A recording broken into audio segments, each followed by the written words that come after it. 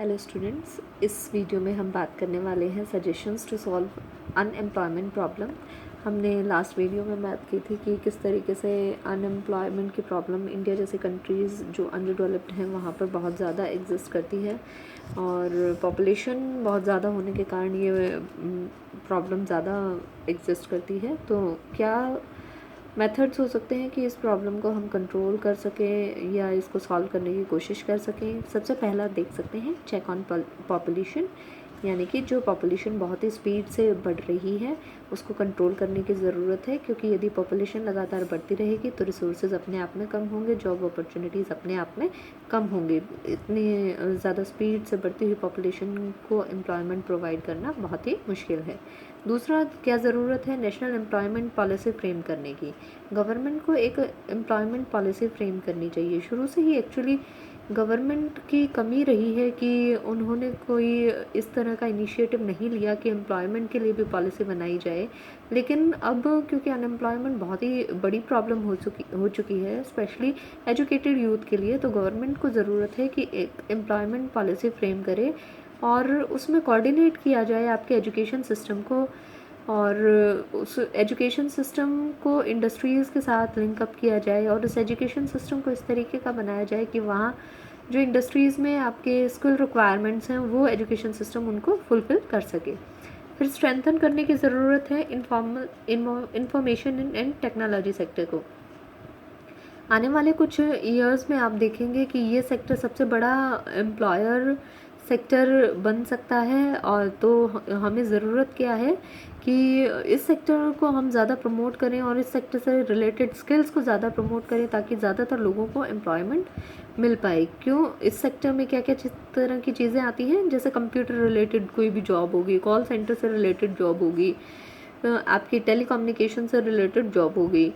तो इन job opportunities का भरपूर फ़ायदा उठाने के लिए हमें गवर्नमेंट को हमारी क्या ज़रूरत है कि इस सेक्टर के साथ साथ इस सेक्टर में पाई जाने वाली स्किल्स पर भी फोकस करें और जो अनएम्प्लॉयड यूथ है उसको ट्रेनिंग दी जाए इस सेक्टर के स्पेसिफिक।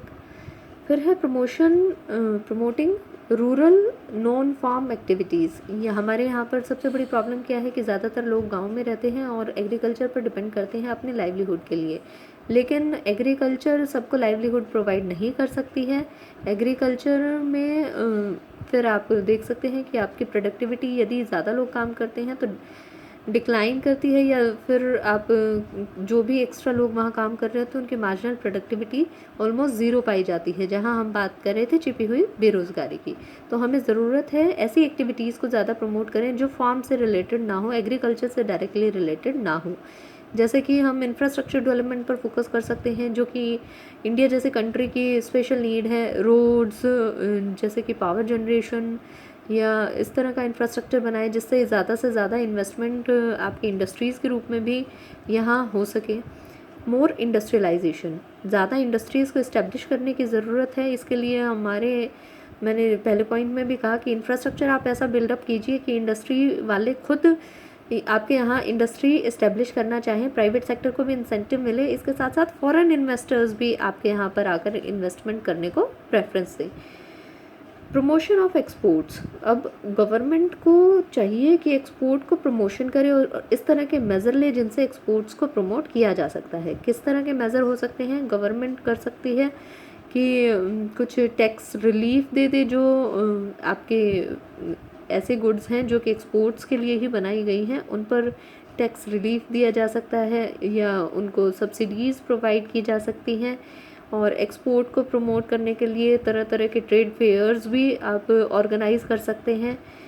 चाइना यहाँ पर एक अच्छा एग्जाम्पल है जिसने एक्सपोर्ट्स को अपनाकर एक्सपोर्ट्स को प्रमोट कर कर अपनी अनएम्प्लॉयमेंट की प्रॉब्लम को सॉल्व की है, क्योंकि जितना ज़्यादा एक्सपोर्ट्स होगा उतना ज़्यादा प्रोडक्शन करना पड़ेगा और उतना ही ज़्यादा एम्प्लॉयमेंट जनरेट हो सकता है। फिर है high rate of capital formation. अब रेट ऑफ कैपिटल फॉर्मेशन को आपको स्पीड अप करना होगा, यानी कि ज़्यादा से ज़्यादा इन्वेस्टमेंट करनी होगी, ज़्यादा से ज़्यादा कैपिटल इस्टेब्लिश करनी होगी। लेकिन खाली कैपिटल को स्पीड अप करने से काम नहीं चलेगा, आपको कैपिटल आउटपुट रेशियो को भी रिड्यूस करना होगा। प्रेजेंट में जो कैपिटल आउटपुट रेशो है यहाँ 4.1 रेशो 1 दिखाया गया है, जिसका क्या मतलब है कि 1 यूनिट ऑफ आउटपुट, 1 रुपये का आउटपुट आप प्रोड्यूस करना चाहते हैं तो उसके लिए आपको कितने रुपए इन्वेस्ट करने पड़ेंगे, 4.1, जो कि बहुत ज़्यादा है। तो हमें कैपिटल आउटपुट रेशो को रिड्यूस करना चाहिए, यानी सेम लेवल ऑफ और सेम वर्थ ऑफ रुपी जो है, आपको जितना आउटपुट प्रोड्यूस करें उसके लिए आपको कम कैपिटल लगे। तो आप कह सकते हैं इस तरीके से आपका कॉस्ट ऑफ प्रोडक्शन कम आएगा, आपके यहाँ पर कॉस्ट ऑफ प्रोडक्शन कम आएगा और ज़्यादा अच्छी टेक्निक्स और high rate of capital formation होगी, तो ऑब्वियसली इन्वेस्टमेंट बढ़ेगी इंडस्ट्रीज़ में और एम्प्लॉयमेंट अपॉर्चुनिटीज़ भी बढ़ेंगी। More help to self employed persons. अब जो लोग इस अनएम्प्लॉयमेंट की प्रॉब्लम को सॉल्व करने के लिए खुद एम्प्लॉयड होना प्रेफर करते हैं, हमें ज़रूरत है हम उन्हें प्रमोट करें, बल्कि हमें इस तरह के एटीट्यूड को भी लोगों में प्रमोट करना चाहिए कि वो सेल्फ एम्प्लॉयड होने के बारे में सोचे। Entrepreneurship is the way. और एंटरप्रेन्योरशिप में क्या करते हैं, एंटरप्रेन्योरशिप क्या है कि लोग रिस्क उठाकर अपने बल पर खुद एम्प्लॉय हों।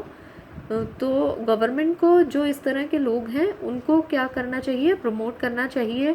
उनको प्रमोट करने के लिए बहुत सारी फैसिलिटीज़ प्रोवाइड करनी चाहिए, चाहे वो एग्रीकल्चर फील्ड में हो तो बेटर सीड्स और इरिगेशन प्रोवाइड किए जा सकते हैं। यदि इंडस्ट्री के फील्ड में हो या अपना कोई बिजनेस इस्टेब्लिश करने के फील्ड में हो तो आप क्या कर सकते हैं, वहाँ पर उनको रॉ मटेरियल ट्रेनिंग की फैसिलिटी प्रोवाइड कर सकते हैं। इसके अलावा गवर्नमेंट कर सकती है सेल्फ हेल्प ग्रुप को प्रमोट।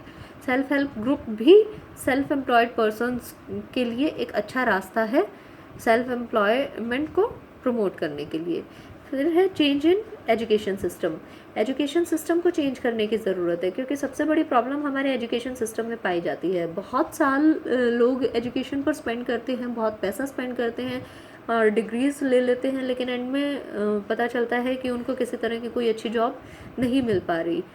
क्यों नहीं मिल पाती है? क्योंकि वो एजुकेशन सिस्टम एक तरीके से बुकिश है, सिर्फ बुक्स के रटने पर आधारित है, प्रैक्टिकल कम है, वहाँ स्किल्स जनरेशन कम है। तो हमें एजुकेशन सिस्टम को ज़्यादा से ज़्यादा प्रैक्टिकल बनाना चाहिए, वोकेशनल और प्रोफेशनल ट्रेनिंग्स को प्रमोट करना चाहिए।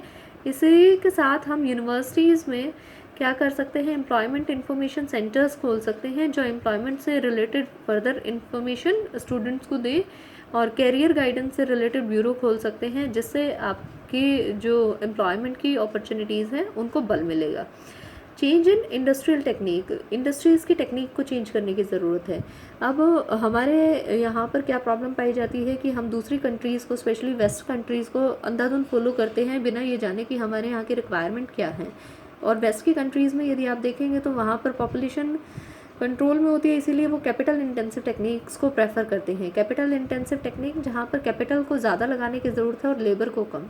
लेकिन हमारे यहाँ क्योंकि लेबर अबंडेंट में पाया जाता है, एक चीप सोर्स है वो प्रोडक्शन के लिए, तो हमें ज़रूरत है कि हम कैसे टेक्निक्स को लगाएं, लेबर इंटेंसिव टेक्निक्स को।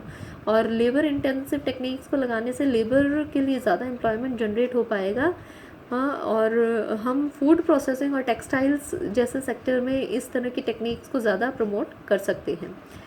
Encouragement to small scale industries and cottage industries. अब हमें लार्ज स्केल इंडस्ट्रीज़ और बेसिक इंडस्ट्रीज़ की ज़रूरत है, इसमें किसी तरह का कोई डाउट देखने को नहीं मिलता, और प्लानिंग प्रोसेस के तहत गवर्नमेंट ने ऐसा किया भी है।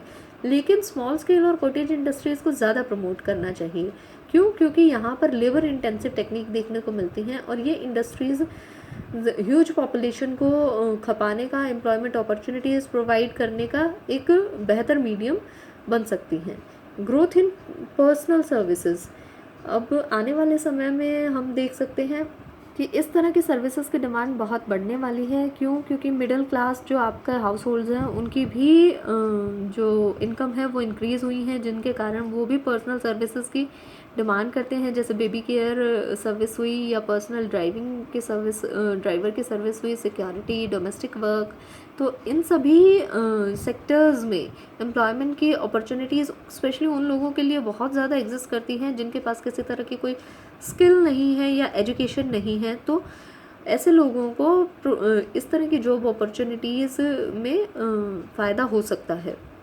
इसके बाद बात करते हैं एम्प्लॉयमेंट 12th 5 ईयर प्लान में किस तरीके का सिनेरियो था।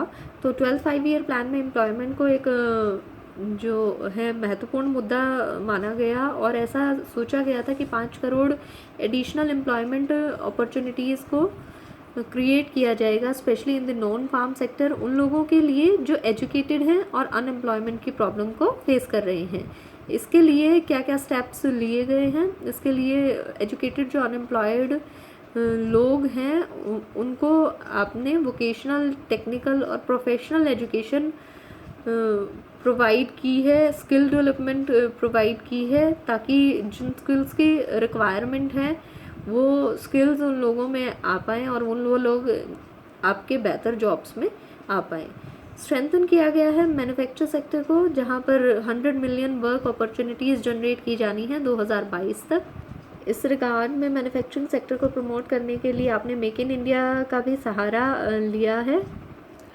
फिर इनकरेज किया है लेबर इंटेंसिव सेक्टर्स को, जैसे कि टेक्सटाइल सेक्टर हैं, गारमेंट सेक्टर हैं, लेदर इंडस्ट्रीज़ हैं, जहाँ पर लेबर की ज़्यादा खपत हो सकती है, और इंफॉर्मेशन टेक्नोलॉजी जैसे जो आपके फाइनेंस, बैंकिंग, टूरिज़्म, जितनी भी चीज़ें हैं जहाँ पर सर्विसेज में ज़्यादा एम्प्लॉयमेंट जनरेट किया जा सकता है, उन सर्विसेज को प्रमोट किया गया है। स्किल सर्टिफिकेशन प्रोवाइड किए गए हैं 5 करोड़ लोगों को। स्किल सर्टिफिकेशन से क्या फ़ायदा होगा कि इसमें किसी इंसान के अंदर यदि स्किल है तो वो अपनी स्किल को दिखा नहीं सकता। स्किल सर्टिफिकेशन के थ्रू वो प्रूव कर सकता है दैट ही और शी हैज़ दैट स्किल। तो स्किल्स को सर्टिफाई किया गया है लोगों की। जितने भी एम्प्लॉयमेंट एक्सचेंजेस थे उनको ऑनलाइन कर दिया गया है, ताकि जॉब ढूंढने वाले हैं जो और जो जॉब देने वाले हैं उनके बीच में एक माध्यम क्रिएट किया जा सके। फिर ज़्यादा अवेयरनेस क्रिएट की गई है रूरल एरियाज़ में किन स्कीम्स को लेकर, मनरेगा स्कीम्स को लेकर, या आप कह सकते हैं NRLM जो स्कीम है उसको लेकर, ताकि इस स्कीम के अंतर्गत भी जो लोग अनएम्प्लॉयमेंट की प्रॉब्लम को फेस कर रहे हैं एम्प्लॉयमेंट पा सके। अब मनरेगा को स्पेशली हाईलाइट किया गया है। 2005 में ये एक्ट आया था और इस एक्ट के तहत बहुत से लोगों को जॉब्स अपॉर्चुनिटीज़ प्रोवाइड की गई हैं। ओरिजिनली 200 डिस्ट्रिक्ट्स में इसे इम्प्लीमेंट किया गया था, 6-7 से ये फंक्शन में आया था। ये फर्दर एक्सटेंड होकर 683 डिस्ट्रिक्ट्स तक जा चुका है। और इसके अंतर्गत क्या प्रोविज़न किया गया है कि हर एक घर से जो रूरल एरिया में बिलो पॉवर्टी लाइन रह रहे हैं, एक मेंबर को कम से कम 100 दिन का रोज़गार साल में मिलेगा। और इस के अंतर्गत जो वेजेस हैं वो भी मिनिमम वेजेस तय की गई हैं, जो स्टेट की हर एक स्टेट अपनी मिनिमम वेजेस तय करता है। उसके अकॉर्डिंग जो मिनिमम वेज होगी कम से कम वो तो मनरेगा में वर्कर्स को मिलेगी ही मिलेगी, और वो उनके सीधे अकाउंट में डाल दी जाती है। और जो एम्प्लॉयमेंट प्रोवाइड किया जाता है वो प्रोडक्टिव एसेट्स को क्रिएट करने में किया जाता है। जैसे कि रूरल एरियाज़ में आप रोड्स या इरिगेशन के प्रोजेक्ट को बनाने के लिए इसके तहत वर्कर्स को एम्प्लॉय कर सकते हैं।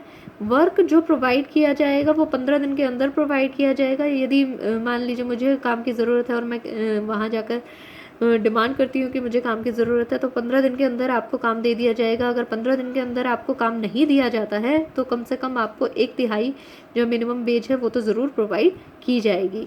और इस काम को देखने के लिए ग्राम पंचायत को मॉनिटर कर काम दिया गया है। सेंट्रल गवर्नमेंट इसका 90% तक एक्सपेंस वहन करती है, जबकि 10% स्टेट गवर्नमेंट देखती है। और जो टोटल बेनिफिशियरी हैं, मनरेगा में कंडीशन रखी गई है कि टोटल बेनिफिशियरी में से 33% कम से कम आपकी विमेन होनी चाहिए। कोई भी इंसान किसी भी फैमिली से इस स्कीम के अंतर्गत पार्टिसिपेट कर सकता है, लेकिन लिमिट क्या है कि हर एक घर से जो भी बंदा पार्टिसिपेट कर रहा है 100 दिन से ज़्यादा इसके अंतर्गत कोई काम प्रोवाइड नहीं किया जाता।